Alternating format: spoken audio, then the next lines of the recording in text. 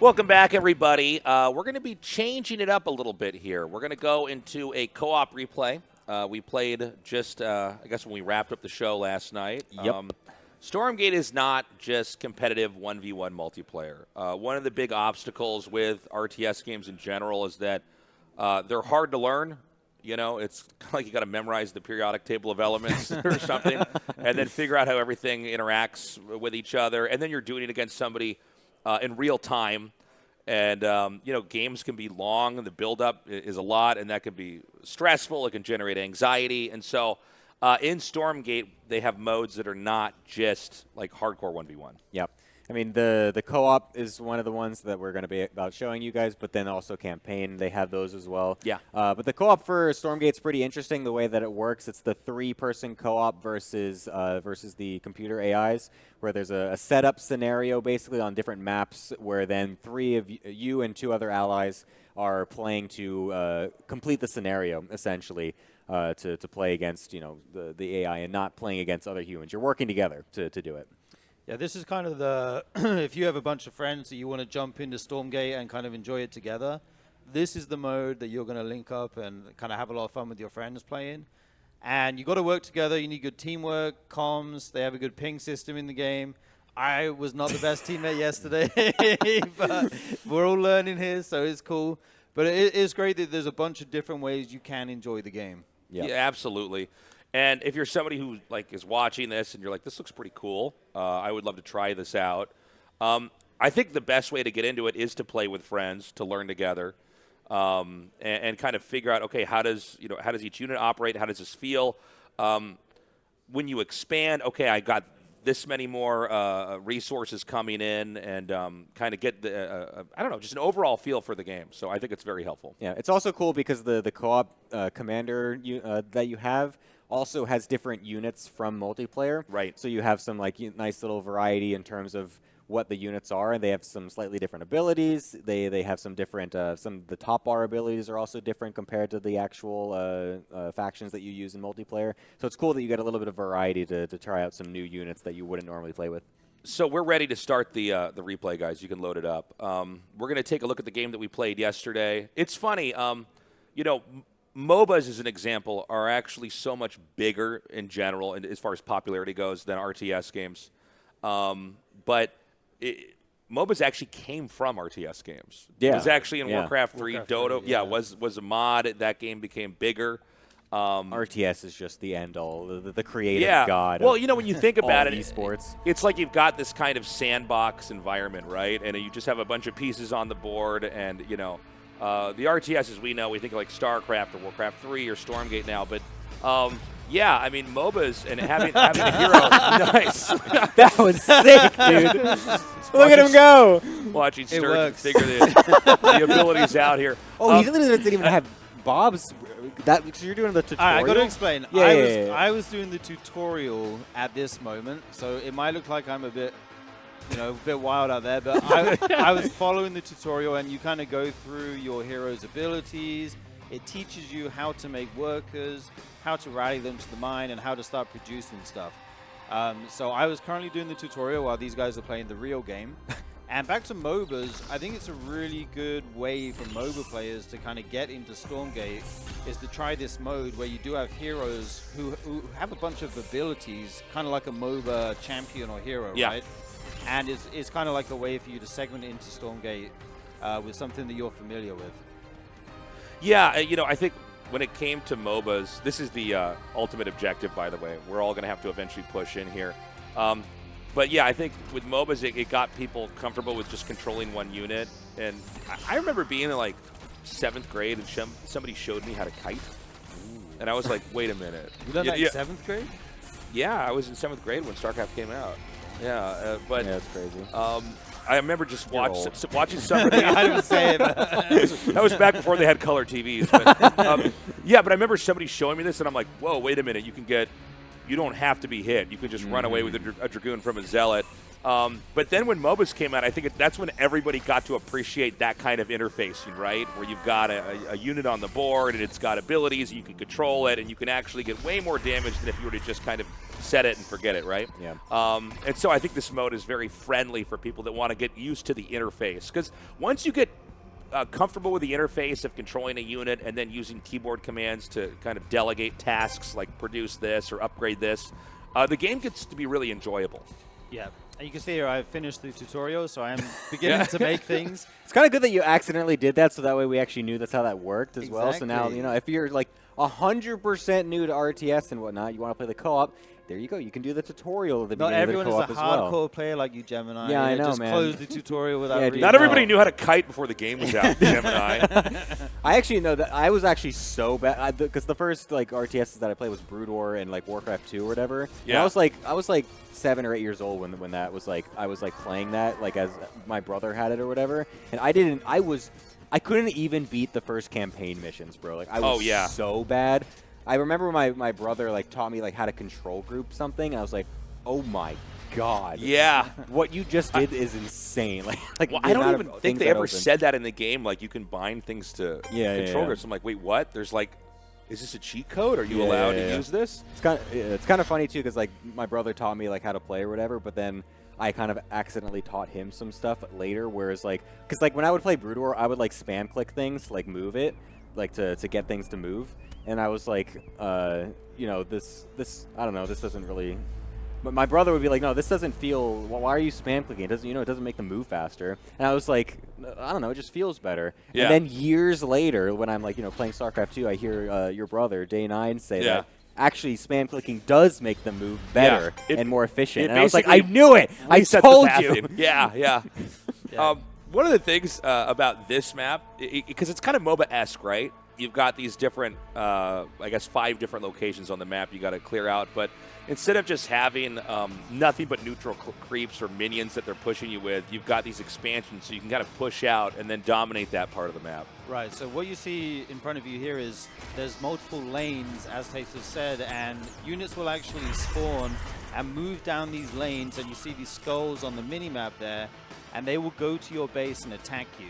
And you have multiple lanes that you need to cover, so as a team you have to kind of delegate, like, okay, I'm going to cover this lane, or this particular group of units coming at us is strong, we need to defend this together.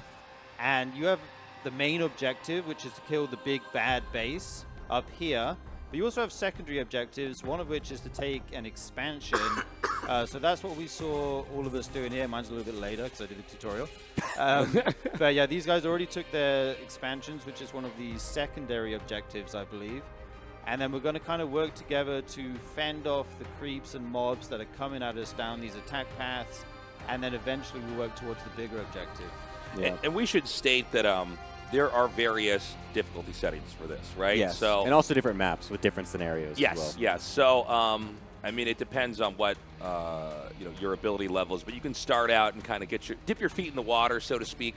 Or if you're hardcore, you can really go for it. And you know, I was streaming a lot of StarCraft 1 multiplayer on this channel, but last couple of months I did this deep dive into the Warcraft 2 campaign and the Warcraft 3 campaign I just wrapped up before this beta dropped. And I gotta say, man, it is kind of nice playing like hardcore, not multiplayer stuff. The challenges, the stories that can be told in it. And it's really cool that they have this co-op mode in the game because this is like kind of a mix of both, right? You can get to these really challenging difficulties, trying to overcome all these obstacles and beat, you know, these bosses or these different maps or use different heroes or champions. Yeah, and it's a lot of fun, even coming from a background where, like, you know, I was basically going to tournaments and laddering most of my life. Definitely, and you can see here on the mini-map these white arrows. This tells you where the enemy mobs are moving. So you can actually see the path that they're going to take, and then you can see we all move down here together to intercept it and defend it. And then once we clean this up, we can take some of the camps here, get some resources and stuff. We have 3 heroes. I think you guys were using the same hero, right? Yeah. Or Alana? Yeah. We were going to have one of each faction, and then we messed up and the same one by accident. So yeah, we were initially going to have an Infernal as well. But yeah, but the point is there's a bunch of different heroes as well, right? yeah. I think there's currently, how many in the game? 5 or 6? 5 or 6. There's a bunch to try out. They all have different abilities, and they can like synergize in different ways with each other. So it's cool to just try out some different stuff here. So you can see here we're pushing into the bottom right, and this basically shuts down a lane they can push through. Yeah. But one of the things that's nice is, like, there are parts of this that clearly mirror what you would have in 1v1 multiplayer, right? Like, this is the base infrastructure of a Vanguard here. Yeah. And so by wiping this out, you're destroying all the buildings that would be pushing into your lane. And I don't know, it's kind of nice how they tie everything together, right? So this is a different game mode, but it's not a different game entirely. We didn't play on the hardest setting as well this game. So like the couple attack wave here, you can see it's just like Lancer and EXO, which is kind of funny. Hey, that's about how big my army is. Yeah, no, dude. I remember Taste was like, guys, someone's attacking our base right now. I was like, yeah, dude, don't worry, it's fine. I got it. It's 2 units, you're fine. Yeah, we didn't know what difficulty level to start on. We probably could have made this harder for ourselves here. Yeah. But I don't know, it's nice you can kind of graduate up and continue to challenge yourself and get comfortable with the game. Yeah, for sure. I was also at one point accidentally stealing all of the expansions in the middle here because we were not communicating as properly. Chat because what we actually had was Gemini stealing my bases, dude. Yeah, no, I stole. That's right. I stole your base because like I thought you said you were expanding somewhere else. So I was like, okay, I'll just. That was supposed to be my base actually. I got up there and I'm like, he's gonna double expand this tryhard. Like we can't share the map. Because I had all the morph cores and I'm. You'll actually see as well. I have just like a random morph core in the left side of the map underneath the left base or whatever, and also in a collection array because I thought there was a base over here. So I was like, okay, I'm gonna go over here. And then I didn't find one. I was like, okay, I'm just gonna leave this for later. This was me testing if I can steal your minerals. You can, right? Oh, really? And I can. Oh, you can? Yeah. Oh my God, you're right. You little scumbag. I got you back. I didn't even. But it's like he has to notice. wait. I guess there's a part where the prism's mining. And yeah, on top of that, that's interesting. Together, mining together. Oh my God, those are my Evil spirits. Can't believe you. All right, yeah, we push up into the next phase here. There's a heli carrier and not much else after we dealt with everything. We're gonna take out this base, this big. Oh, you got that's the me. Scythes? That's me. I got a bunch of scythes to kill this off. This is where our Josh, our producer, was yelling at me, saying like, "Oh God, those things don't kill anything. What are you doing, you little?" I was like, "Oh, watch. Let me actually target it here," and then it actually dies pretty quickly. So, yeah, if you can get enough units out, I think the attack waves are, you can deal with them pretty decently as well. I mean, again, we're playing on one of the lower difficulties, so you can make it really challenging if you want to. There's like things as well called mutator settings, which like totally change how the game works, and like you have to totally just like. It warps how your brain thinks about the game and stuff like that. So it basically makes the AI cheat in some ways as well. So it makes it really difficult if you want to go super hard. We should remind everybody, this is early access right now. This is going to be available to everybody on August 13th. So just around the corner. Again, a lot of different modes. You've got campaign, you've got co-op, you've got 2v2, you've got hardcore 1v1 as well, obviously. Yep. I'm just kind of looking like, where is my army? You got 92 supply, man. You're slacking. Where is it? You're on the bottom. Your heroes. I want to point out, I didn't mine any Therium in this game. If you look at the income you're doing a parting cosplay. Yeah, no, I casted enough this tournament. I know that you don't need that resource. Actually, overrated. Yeah, you are just massing. No, I literally didn't mine any Therium. Yeah. Nice, dude. And we got all the the air units. We're massing sites and what's the Vanguard air unit? Hornets, right? Yeah, Hornets. Yeah. I did eventually make heli carriers, but I had to get to tier 3 for those. I was also trying to get the Archangels as well, and then I was trying to get them out. They take a long time to build, man. Yeah. It's actually kind of crazy. I didn't realize. You also see I made the wrong building. Those two on the bottom. Those are the upgrade buildings for the Archangels. I made 2 of those first. You can get every double upgrade upgrades. now. Yeah, no, but there's only one upgrade for the Archangels as well, so it wasn't even useful to have 2 of them anyways. So then I had to make those again. So yeah, I didn't quite realize. I haven't played enough of the late game of Celestials yet. I forgot which buildings or what. And you can see us pushing here in the top now. We've put out most of the bases. I'm spinning to winning with blockade at the front there. What does your hero do actually? It's got like a couple of they're kind of similar heroes because yours is like a paladin, like healer kind of guy, right? Yeah. But then mine is also kind of similar, where one of the abilities I think like steals health and like then distributes it around to your allies, I think. And then the other one is like a small AOE that silences and confuses the enemy that you target. Oh. And so yours is got kind of a caster, mage, Yeah, type long yeah, range yeah. thing. And My I'll be guy's honest- a tank Yeah. jumping in there. So you have these kind of different roles, right? Yes, yeah. That each hero can play. Yeah, exactly. So some of the other ones are more attack focused. Like I know Amara, I think is the one with like the double pistols or whatever. She's like a more aggressive one. So there you go, Steve. You're just running in there, circling and going all Fearless. crazy, man. Jeez. Dude, that's the creep that we saw in that game yesterday. Yeah, that's dude. the Yeah, creep yeah. slayer. The butt dropping on creeps. Koopa stomping on all those creeps in that other game. So this is basically where we close it out. I guess, you know, in retrospect, we could have done a higher difficulty setting here, but we push in, we crush through, and I kind of like this mode as sort of a different take on what is a bit of a MOBA-esque feel, but giving you a little bit more control, giving you access to the rewarding feeling of not just having, you know, one unit you're controlling or a couple, but a whole army. Definitely. You see mine and Gemini's tier 3 Slam it. units come in Oh. literally as we kill the main base. I got the killing blow, man. I came in just Yeah. the right time. They're going to go up again Clutch. and drop down, or not, or they're going to leave the game. GG! I'm kind of sad that it didn't save the text chat when I was flaming. I'm Steve not, because Sturgeon I there. got abused in this game. There's some toxic players out here. But no, it's all just banter. But yeah, it's fun to play together. Something you can just, if you want to play a few games with your mates, your friends, this is a good mode to have fun and try out some different heroes. Or if you're a hardcore PvE player, this also fits that role. Dude, I tried the brutal, I think it's the brutal difficulty in the last build. I got wrecked. Really? I literally got wrecked. The creeps are so difficult to deal with. You It's have to like actually have pretty a hard. plan. Yeah, no, it's really hard. Yeah. So, but it goes from all the way from like cakewalk to that brutal difficulty setting, basically.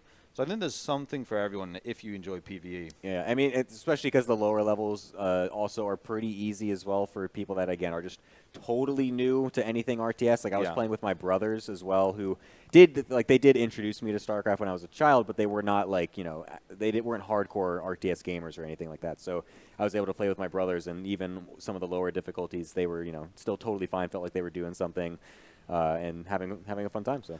So that mode's going to be out. Well, the whole game's you're going to have access to on August 13th. So we know that RTS games can be intimidating, stressful.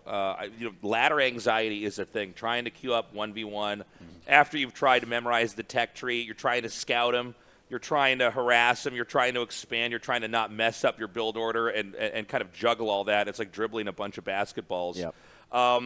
This is a mode where you can kind of ease into the game. Yes. And you can do it with your friends. Instead of it being a lonely journey where you got to practice against the computer, which you can in the game as well. You can also do the campaign and enjoy a story to learn the game. You can also learn it together and pick it up, and you can stick with that. You can go into hardcore 1v1. I mean, this is what's great about RTS games is there's so many different modes you can play. Yes. There's no one way to enjoy the game. Yeah. It's definitely fun just to be able to pick your own adventure Yeah. for a lot of it. Yeah, and eventually there will be that 3 versus 3 mode down the line as Yes. well, right? Yeah, More to come. So a lot of exciting stuff in store, you know, in the future. This is what we have right now. This game is not completely out, but already has a ton of different ways to play, alone or with a friend. Even if you're a hardcore 1v1 guy, like sometimes it's nice to take a break from kind of looking into the abyss. For your mental health, yeah. that is the ladder. and Instead of just screaming Suck into your yourself pillow. out of the void. seriously, and just, you know, take a break and play some fun games with friends or family or whatever.